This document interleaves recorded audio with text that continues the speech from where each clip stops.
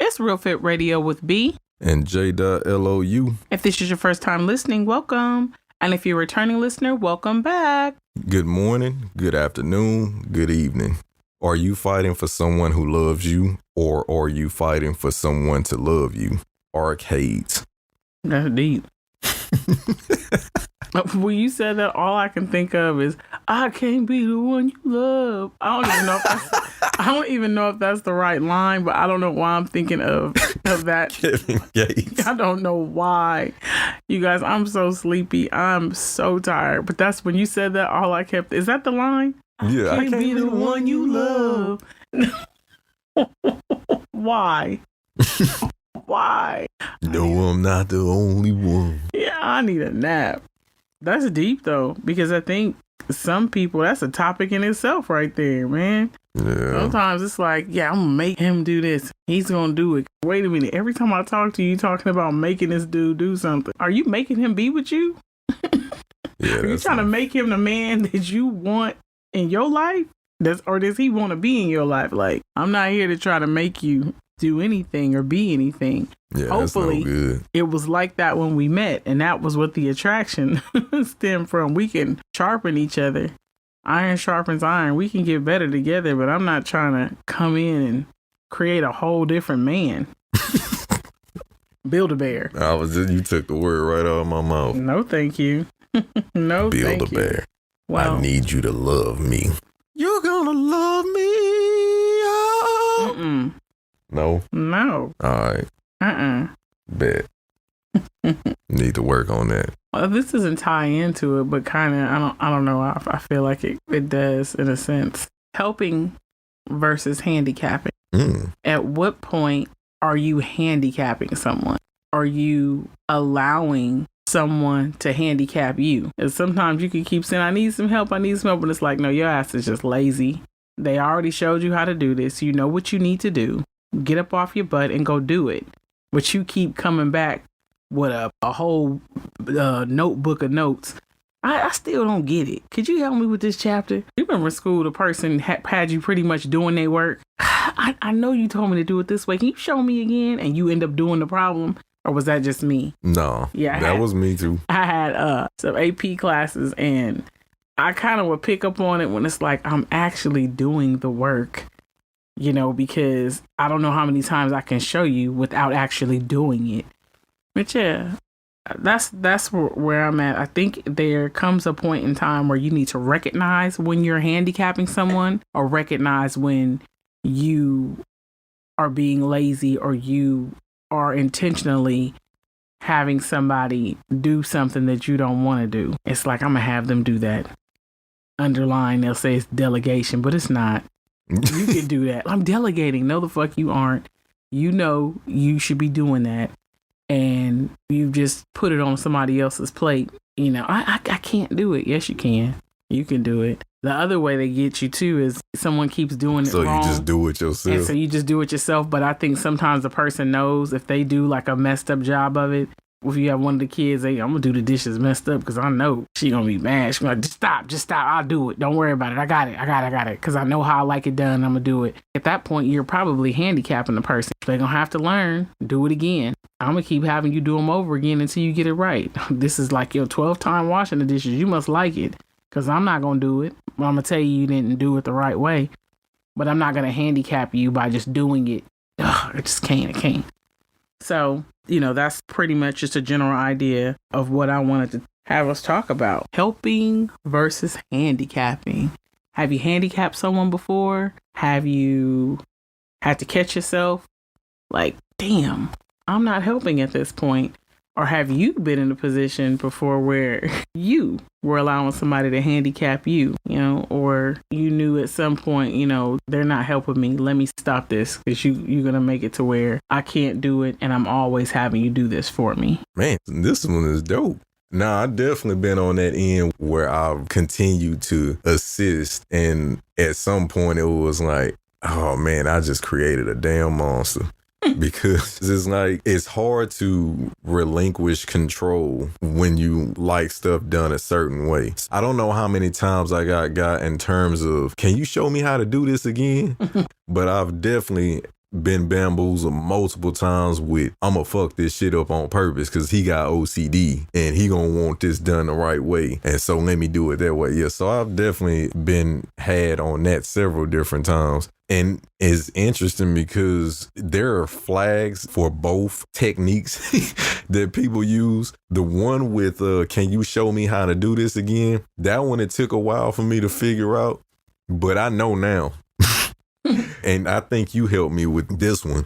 If you show me in a different area that you knew how to do something and you kept telling me, oh, I don't know how to do it over here, that's when I know you've been bullshitting. Like your kid or your boyfriend, girlfriend, whoever, they really cared about. And they was over there studying it, or somebody was showing them how to do whatever it is that they said they didn't know how to do. But they were passionate about that because it was something for them or something like that.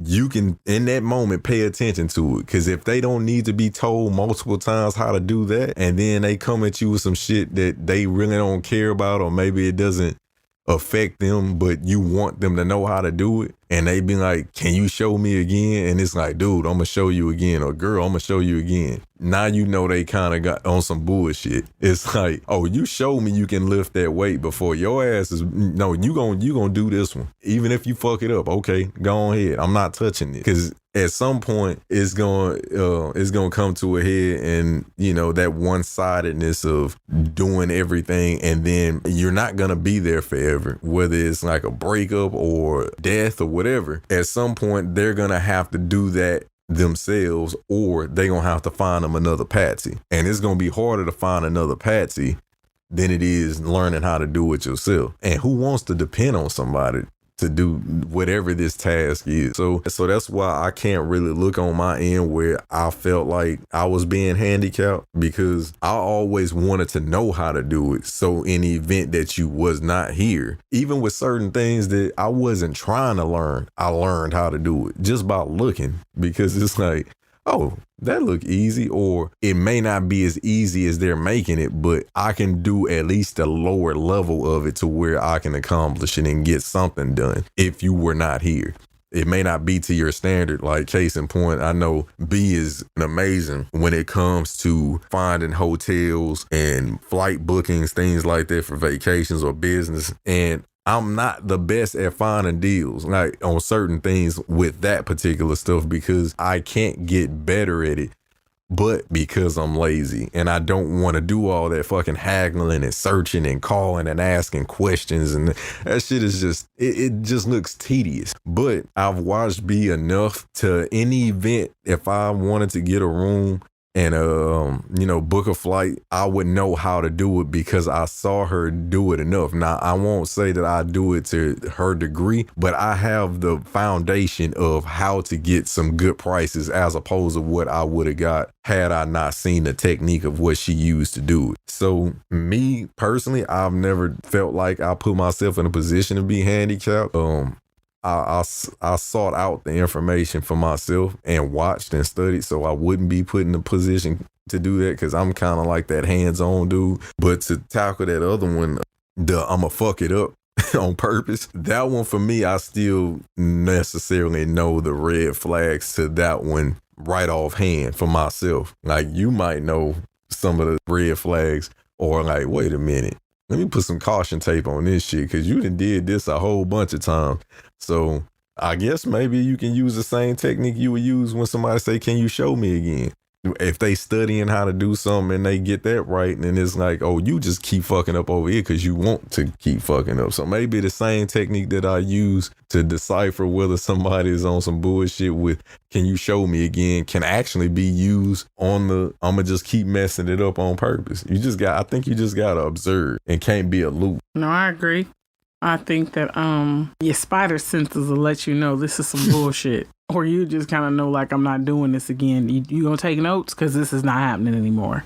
But one of the things you said got me to thinking, and I can't remember specifically what you said, but what I wanted to draw attention to is unintentional handicapping and intentional handicapping.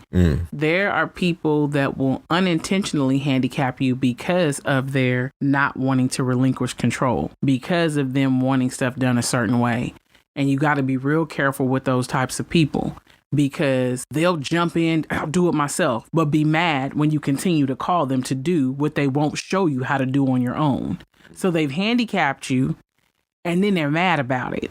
So you dealing with a double-edged sword there, and it's some bullshit. It's like, if you don't like me depending on you, why won't you show me how to do it myself? And I've been a recipient of that. I am the queen of, we have had some battles in-house. I don't care how many times I mess something up. I'm going to do it myself. I will figure it out. This is a process. Mom, you're messing up the shirts. You're doing this. It's like, I'm going to figure this out, because if you're not here, I have to do this myself. And also, I do not want to be dependent on you. Sometimes people do it intentionally because they like to feel needed, and then they get mad about it. And there's some people that just love to have that, like, I'm the only person that can do it. Yeah. I got it. Move out the way. I'm the only one that can do it. And it's so funny, because when you actually learn how to do what it is they do, you get to see the whole ego shrinks. Oh, that was really a big thing for them. You know, some people need to feel needed, but not at the expense of handicapping me. We're not going to play that game. And I would say, don't let somebody do that to you. Your need to feel needed is not going to be at the expense of you handicapping me. And now a quick moment from our sponsor, Journey of a Legend. You. Yeah, you. What's your passion? Purpose. Every day you try, you succeed. The time is now. Journey of a Legend. It starts with you.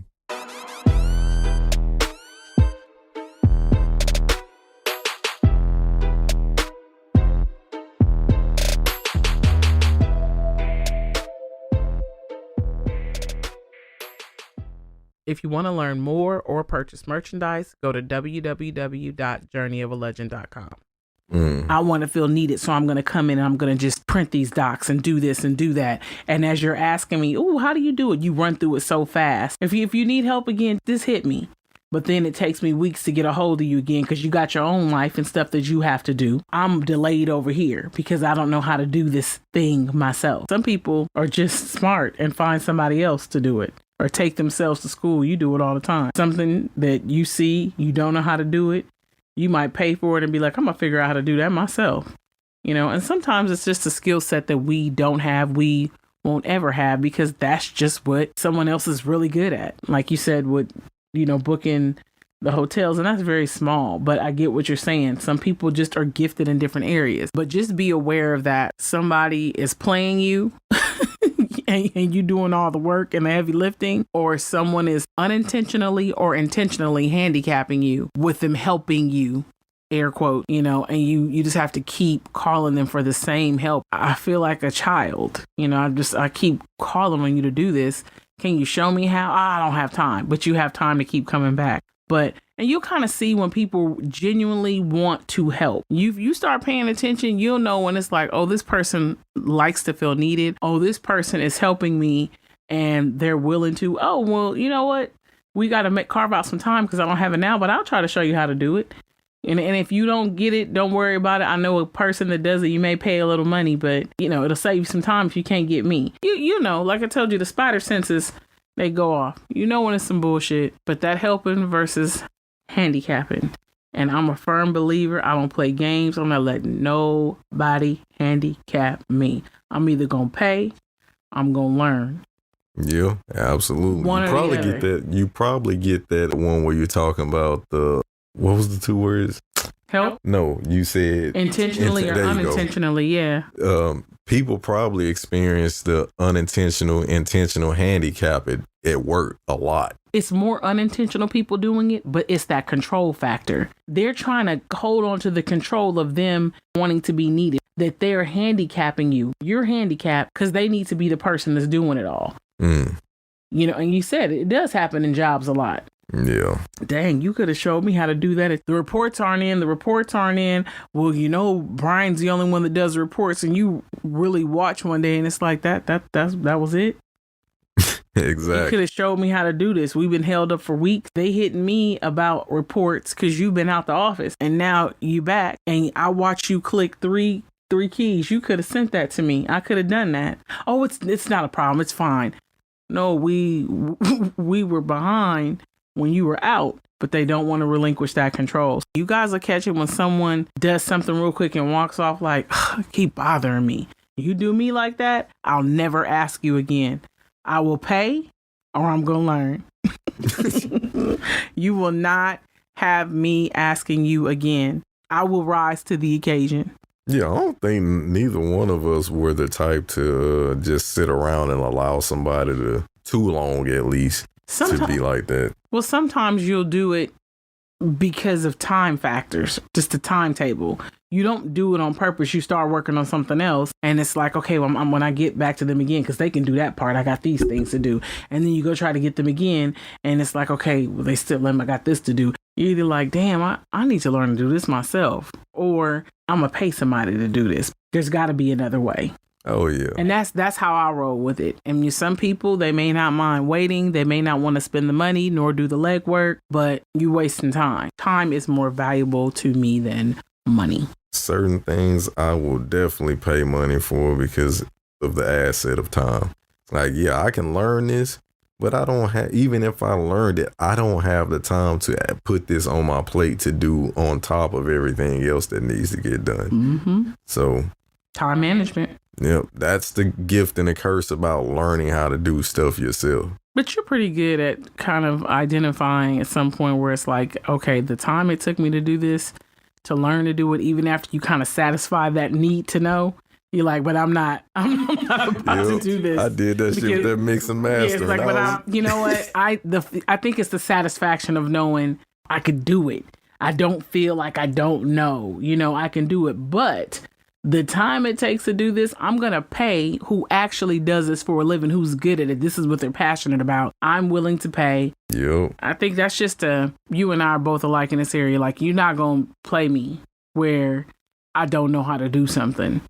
Even if I read up on it and I have a better understanding of what you're doing, I feel more comfortable and confident. I've seen things where people will pretend like it's taking longer, and because you went and read and you kind of have an idea, you know that they're on some BS. It shouldn't have took you that long to do that. They're stretching something into a week, and it only takes, at the max an hour, and that's based on the amount of, editing they have to do. If this is 5 minutes, whatever. Or no distractions, putting your damn phone down, not looking at TV, just dialing in on what needs to be done. No, people will run circles around you because you don't know. Recording. I'm in the studio. Oh, yeah. Man. Yeah, if you got damn, I ain't gonna even do y'all there like that. There are people that I've known my whole life who have been dropping albums for about 20 years now. The album still is not dropped. And that's just crazy because I didn't have an understanding. I have more of an understanding now than I ever have had in my life, being with Lou and seeing how quickly he records. And then it's a matter of preference if he wants to re-record something, or because he didn't like the way it sounded. But it's like it's done. This is not stretched out to I'm in the studio and it's months, and it's like, well, what did you do in there? We in there creating what? But if you look at it, it looks like you have all this equipment and stuff, and punching in and punching out in the sound booth and the foam and the different mics, and it looks like it's a lot. How many smoke breaks y'all had? Man, listen, they in the studio, but they not working though. You in there, but are you getting anything done? But yeah, just be aware. Are you on the handicap end, the helping end? Have you been getting hoodwinked and bamboozled at someone else's expense? You are being handicapped, all of the above. If you can identify with any of the things we talked about, once you recognize it, change it for the betterment of you as an individual. And in turn, you'll better those around you. I agree with that wholeheartedly.